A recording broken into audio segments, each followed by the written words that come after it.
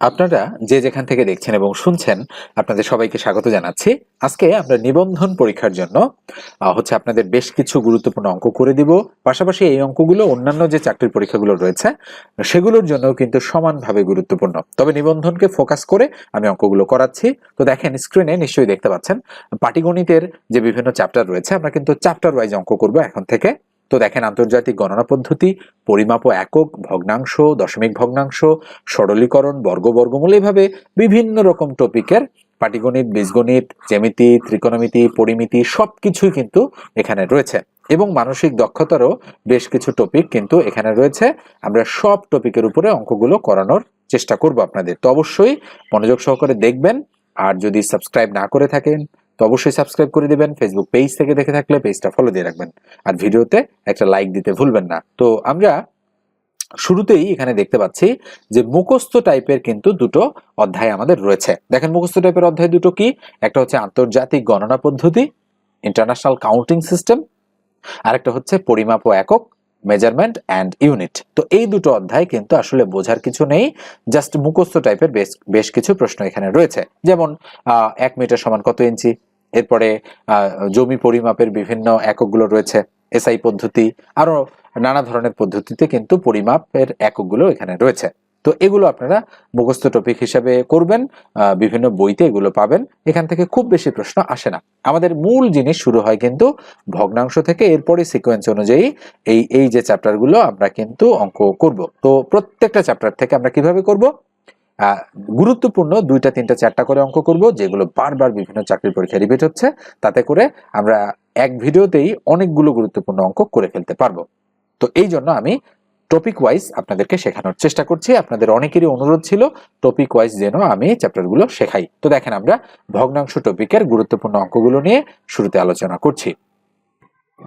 এই অঙ্কটা দেখেন, বলা হচ্ছে 20 ফুট লম্বা একটি বাঁশ এমনভাবে কেটে দুভাগ করা হলো যেন ছোট অংশ বড় অংশের 2/3 হয়। ছোট অংশের দৈর্ঘ্য কত ফুট? সম্ভাব্য 4টা উত্তর কিন্তু এখানে দেয়া রয়েছে। অঙ্কটা এসেছে 34 বিসিএস প্রিলিমিনারি টেস্টে এবং আরো অনেক চাকরির পরীক্ষায় কিন্তু হুবহু এই অঙ্কটাই আসতে দেখা গিয়েছে। তো এই জন্য এটা ভেরি ভেরি ইম্পর্টেন্ট টাইপের একটা ম্যাথ। আপনাদের কিন্তু একটু ভালো করে শিখে রাখতে হবে এবং কয়েকটা পদ্ধতিতে এই অঙ্কটা করা সম্ভব। তো যেহেতু বলা হচ্ছে 20 ফুট লম্বা একটা বাঁশ, তো মোট বাঁশটা কতটুকু লম্বা? 20 ফুট। কেটে দুভাগ করা হলো যেন ছোট অংশ বড় অংশের 2/3 হয়। ছোট অংশের দৈর্ঘ্য কত ফুট? তো আমাদের যেহেতু বলা হচ্ছে, কন্ডিশনটা খেয়াল করেন যে ছোট অংশ বড় অংশের 2/3, তাহলে আমরা ধরে নিতে পারি যে ধরি বড় যে অংশটা আছে, বড় অংশটা হচ্ছে আমাদের এক্স।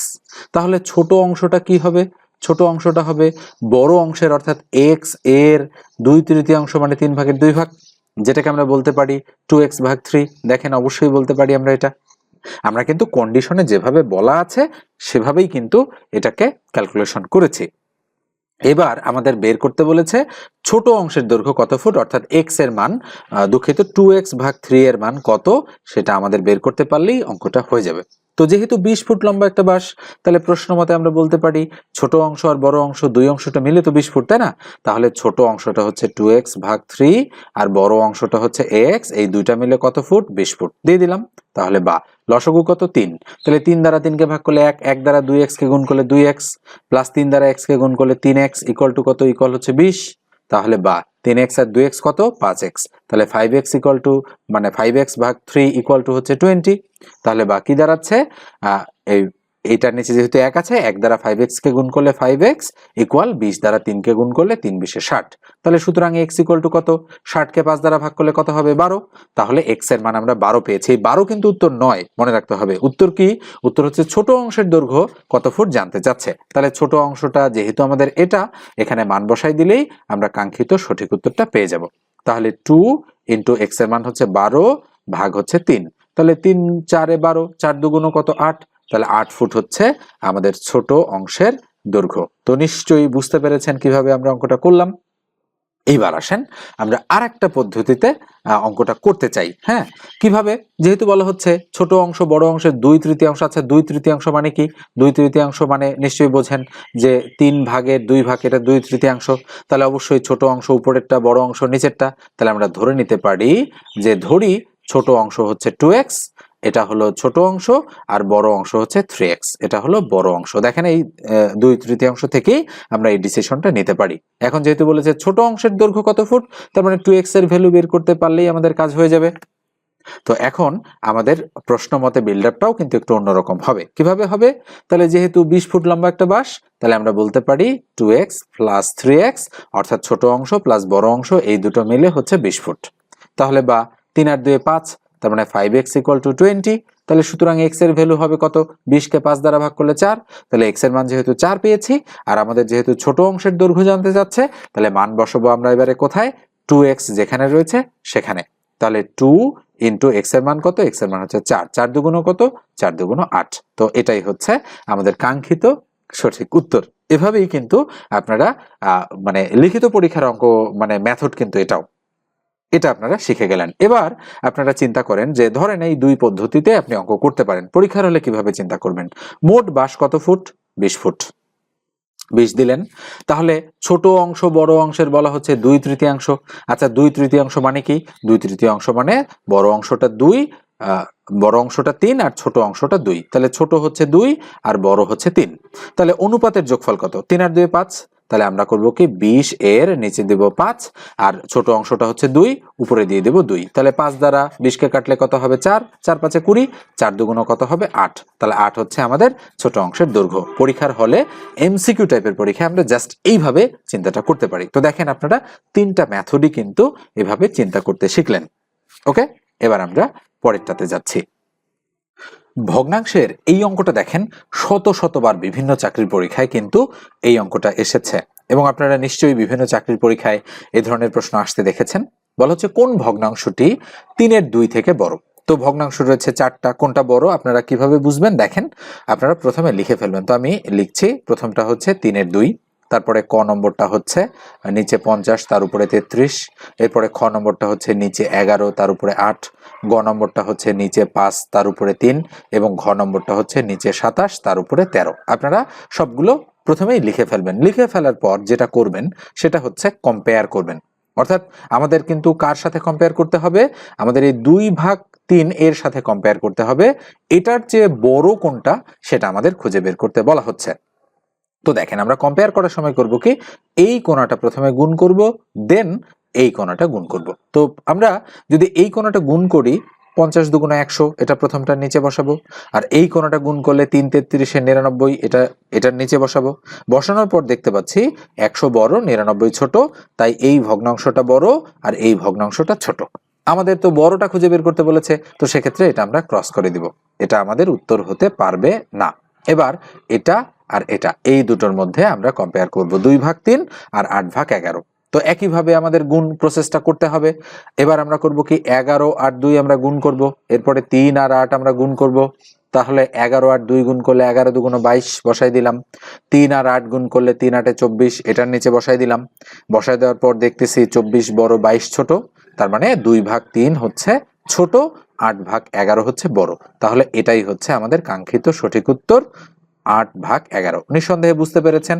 এভাবেই কিন্তু কম্পেয়ার করে আপনাদের করতে হবে, নচেত কিন্তু টাইম অনেক বেশি কিল হবে যদি আপনি ভাগ করে করে করতে চান। ঠিক আছে, এটা হচ্ছে সবচেয়ে বেস্ট ওয়ে এই ধরনের অঙ্কগুলো করার ক্ষেত্রে। এবার আমরা পরেরটাতে যাচ্ছি। এবারে 17 নম্বর অঙ্কটা দেখেন, একই ধাঁচের অঙ্ক। তো বলা হচ্ছে নিচের ভগ্নাংশগুলোর মধ্যে কোনটি বৃহত্তম। ওকে, আমাদের কিন্তু কম্পেয়ার করতে হবে। এখানে কিন্তু 4টা ভগ্নাংশ আছে, এই টাইপের মধ্যে বৃহত্তম চাইতে পারে, ক্ষুদ্রতমও চাইতে পারে। আমি আরেকটু করাই দিচ্ছি যাতে করে আপনাদের আর ভুল না হয়। তাহলে উপরে 3 তার নিচে 4, উপরে 5 তার নিচে 9, উপরে 7 তার নিচে হচ্ছে 12, এবং উপরে 11 তার নিচে হচ্ছে 18। এবার আমরা কম্পেয়ার করব কোনাকুনি গুণ করে। তাহলে কোনটা কোনটা? এটা আর এটা গুণ করে প্রথমটার নিচে বসাবো, দেন এটা আর এটা গুণ করে দ্বিতীয়টার নিচে বসাবো। তাহলে 9 আর 3 গুণ করলে 3 9 27, 4 আর 5 গুণ করলে 4 5 20। তাহলে 27 বড় 20 ছোট, তাই এটাকে আমরা ক্রস করে দিলাম। ওকে, এবার আমরা এটা আর এটার মধ্যে কম্পেয়ার করব, যেহেতু সবচেয়ে বড়টা বের করতে বলেছে। তাহলে 12 আর 3 গুণ করলে 3 12 36, 4 আর 7 গুণ করলে 4 7 28। এটা বড়, তাই এটাকে আমরা বাদ দিয়ে দিচ্ছি। এবার এটা আর এটা এই দুটোর মধ্যে কম্পেয়ার হবে। তাহলে 18 আর 3 গুণ করলে 3 18 54, আর 4 আর 11 গুণ করলে 4 11 44। তাহলে অবশ্যই 54 বড়, 44 ছোট, তাই এটাকে আমরা ক্রস করে দিলাম। তাহলে নির্ণেয় বড় ভগ্নাংশ হচ্ছে 3/4। এই জন্য ক নম্বরটাই আমাদের সঠিক উত্তর হিসেবে রয়েছে। তো নিশ্চয়ই বুঝতে পারছেন, আর একটু ক্লিয়ার হয়েছেন যে কিভাবে এই ধাঁচের অঙ্কগুলো করতে হয়। এবারে 19 নম্বর যে অঙ্কটা আছে, এটা আমি আপনাদের HW দিচ্ছি। তো অবশ্যই অঙ্কটা করবেন, করার পরে ক খ গ ঘ যে 4টা অপশন রয়েছে কোনটা সঠিক উত্তর সেটা আমাকে কমেন্ট সেকশনে কমেন্ট করে আপনারা জানাই দিবেন। তো দেখেন দেখি কি রয়েছে, 3/4, 5/6, 7/9 এবং 11/18। এবার কিন্তু আমাদের কি বের করতে হবে বলেন তো দেখি, ক্ষুদ্রতম কোনটা সেটা বের করতে হবে। তাই আমরা বড়টা বাদ দিয়ে ছোটটাকে রাখবো। ঠিক আছে, অবশ্যই কমেন্ট করে জানাবেন আমাকে যে কোনটা সঠিক উত্তর হচ্ছে। স্ক্রিনের এটা দেখেন 13তম বেসরকারি প্রভাষক নিবন্ধন পরীক্ষার প্রশ্ন। এটা খুবই গুরুত্বপূর্ণ কিন্তু আপনাদের জন্য, যারা আপনারা শিক্ষক নিবন্ধন পরীক্ষা দিবেন 19তম, যেটা সামনে আসতেছে। ঠিক আছে, অর্থাৎ নবম গণবিজ্ঞপ্তির মাধ্যমে যেটাতে চাকরি হবে, আপনারা যারা হচ্ছে এটাতে চাকরি পেতে ইচ্ছুক। তো দেখেন, একটি বাঁশের 4/1 অংশ কাদায়, এবার বলা হচ্ছে 5/3 অংশ পানিতে এবং 3 মিটার পানির উপরে আছে, বাঁশটির সম্পূর্ণ দৈর্ঘ্য কত? তো এই ধরনের প্রশ্ন আমরা কিভাবে করতে পারি? আমরা ধরে নিতে পারি যে ধরি বাঁশটির সম্পূর্ণ দৈর্ঘ্য হচ্ছে এক্স। তাহলে আমরা ধরে নিতে পারি যে ধরি বাঁশটির সম্পূর্ণ দৈর্ঘ্য কত? বাঁশটির সম্পূর্ণ দৈর্ঘ্য হচ্ছে এক্স, এটা আমরা ধরলাম। ধরার পরে আমরা দেখতে পাচ্ছি যে 4/1 অংশ কাদায়, তার মানে এক্স এর 4/1 অংশ কাদায়। তাহলে আমি যদি এইভাবে লিখি এক্স এর 4/1 অংশ এটা হচ্ছে কাদায়, তাহলে অবশ্যই এটাকে লেখা যায় x/4, যেহেতু 4 দ্বারা 1 কে গুণ করলে 4 হয়। তাহলে আমরা এইভাবে বলতে পারি, সরাসরি প্রশ্ন মতে বিল্ড আপ করার পর আমরা x/4 এই অংশটা হচ্ছে আমাদের কাদায়, 5/3 অংশ পানিতে, তাহলে অবশ্যই 3x/5 এই অংশটা হচ্ছে আমার পানিতে, এবং 3 মিটার পানির উপরে আছে, তাহলে আরো 3 মিটার আছে যেটা পানির উপরে, এটা কিন্তু ভগ্নাংশ আকারে নেই, ওই জন্য এর সাথে x যুক্ত করলাম না। তাহলে এই 3 মিটার পানির উপরে আছে, টোটালটা যোগ করলে আমাদের কত হবে? অবশ্যই সম্পূর্ণ বাসটা কত? x এর সমান হবে। তো এখান থেকে এখন আমরা ইকুয়েশন ক্যালকুলেশন করে যদি x এর মান বের করতে পারি, তাহলে আমাদের সঠিক উত্তর আমরা পেয়ে যাব। তো বা আমরা কি করব বলেন তো, লসাগু হচ্ছে 5 আর 4 গুণ করলে 4 5 20, তাহলে 4 দ্বারা 20 কে ভাগ করলে 5, 5 দ্বারা x কে গুণ করলে 5x, প্লাস 5 দ্বারা 20 কে ভাগ করলে 4, 4 দ্বারা 3 কে গুণ করলে 3 4 12x, আর এখানে প্লাস 3 আর 20 গুণ করলে 3 20 60, যেহেতু 3 এর নিচে মনে মনে 1 আছে, 1 দ্বারা 20 কে ভাগ করলে 20, 20 দ্বারা 3 কে গুণ করলে 60, ইকুয়াল কত হচ্ছে? x। তাহলে বা আমরা কি পাচ্ছি? 5x আর 12x কত হচ্ছে বলেন তো দেখি, আমাদের হচ্ছে 12 আর 5 17, তাহলে 17x প্লাস হচ্ছে 60 ভাগ হচ্ছে কত? 20 ইকুয়াল হচ্ছে আমাদের x। তাহলে x হচ্ছে নিচে 1 আছে, এটা দ্বারা এটাকে গুণ, এটা দ্বারা এটাকে গুণ, তাহলে 20 দ্বারা x কে গুণ করলে কত হবে? 20x ইকুয়াল এটা দ্বারা 17 কে গুণ করলে 17x প্লাস হচ্ছে কত? 60, তাহলে বা 20x, এই 17 এদিকে আসলে মাইনাস 17x ইকুয়াল হচ্ছে আমাদের 60, তাহলে বাকি হচ্ছে 20 থেকে 17 গেলে 3, তাহলে 3x ইকুয়াল টু 60। তাহলে সুতরাং x এর ভ্যালু কত হবে? 60 কে 3 দ্বারা ভাগ করলে 20, 3 20 60 যেহেতু, তাহলে x এর মান আমরা কত পাচ্ছি? 20 মিটার। আচ্ছা, কি ধরেছিলাম? সম্পূর্ণ বাঁশের দৈর্ঘ্য x ধরেছিলাম, x এর মান বের হয়ে গিয়েছে, তাই এটাই হচ্ছে আমাদের কাঙ্ক্ষিত সঠিক উত্তর। তবে অঙ্ক করার শেষে অবশ্যই আপনাদের আবার একটু দেখতে হবে যে কি চেয়েছে আর আমি কি বের করেছি। যা বের করলাম সরাসরি কিন্তু আমি দাগিয়ে দেব না, নচেত কিন্তু ভুল হতে পারে আমাদের। ঠিক আছে, এই কাজটা আমাদের অবশ্যই অঙ্ক করার সময় খেয়াল রাখতে হবে। তো এটা মুছে দিয়ে আমরা পরের প্রশ্নে চলে যাচ্ছি। এখানে দেখেন, আমরা কিন্তু ভগ্নাংশ টপিক থেকে বেশ কয়েকটা অঙ্ক করলাম, গুরুত্বপূর্ণ অঙ্ক। এরপরে দশমিক ভগ্নাংশ যে টপিকটা রয়েছে সেই টপিক থেকে আমরা দু একটা অঙ্ক অবশ্যই গুরুত্বপূর্ণ অঙ্ক করার চেষ্টা করব, যেগুলো বারবার রিপিট হওয়ার চান্স রয়েছে। এটা দেখেন, এই অঙ্কটাও কিন্তু যথেষ্ট গুরুত্বপূর্ণ একটা অঙ্ক। এই অঙ্কটা কিন্তু আপনাদের হচ্ছে আসতে পারে, বিধায় আমি করে দিচ্ছি, এবং এটা নিচে একটা টান দিয়ে ভগ্নাংশ টাইপেরও আসতে পারে, অথবা এভাবেও কিন্তু আসতে পারে। তো দেখেন, এই অঙ্কগুলো করার জন্য আপনাদের সবচেয়ে বেস্ট ওয়ে হচ্ছে দশমিকের পরে কয়টা ঘর আছে সেটা হিসাব করা। দশমিকের পর 2 ঘর, দশমিকের পরে 3 ঘর, দশমিকের পরে 3 ঘর, তাহলে 0 দশমিকের পরে 3 আর 3 এ 6, 8 2 8টা, তাহলে মোট 8টা ঘর হবে। 1টা 2টা 3টা 4টা 5টা 6টা 7টা 8টা ঘর হবে। টোটাল কয়টা ঘর? 8টা ঘর। তো এই 8টা ঘর আমাদের পূর্ণ করতে হবে কিভাবে সেটা আমি একটু দেখাচ্ছি। তাহলে 7 6 আর 3 গুণ করলে কত হয়? 6 7 42, 3 42 কত, তাহলে 42 গুণন 3, 3 2 6 আর 3 4 12, 126। তাহলে আমি 126 শেষে লিখে দেব। লিখে দেওয়ার পর বাকি যে আরো যে কয়টা ঘর থাকলো 0 বা 0 দ্বারা সেই কয়টা ঘর আমি পূর্ণ করে দিলাম বা ফিল আপ করে দিলাম। তাহলে কত হলো, পয়েন্ট 1 2 3 4 5টা 0 1 2 6। তাহলে খেয়াল করেন তো, পয়েন্টের পরে 1 2 3 4 5টা 0 1 2 6, এই জন্য খ নম্বরটাই আমাদের কিন্তু অ্যাপ্রোপ্রিয়েট অ্যান্সার। এটা কিন্তু অনেক অঙ্কের ক্ষেত্রে আপনি কাজে লাগাতে পারবেন, এবং এটা দেখেন বিসিএস পরীক্ষার মানে 35তম বিসিএস প্রিলিমিনারি টেস্টের কিন্তু একটা অঙ্ক। ওকে, এবারে এই অঙ্কটা দেখেন, খুবই সুন্দর একটা অঙ্ক কিন্তু এটা, এবং আসার মতো অঙ্ক এটা। ওকে, তো দেখেন আমরা অঙ্কটা সলিউশন করছি। যেহেতু বলা আছে 0.004 তার উপরে স্কোয়ার।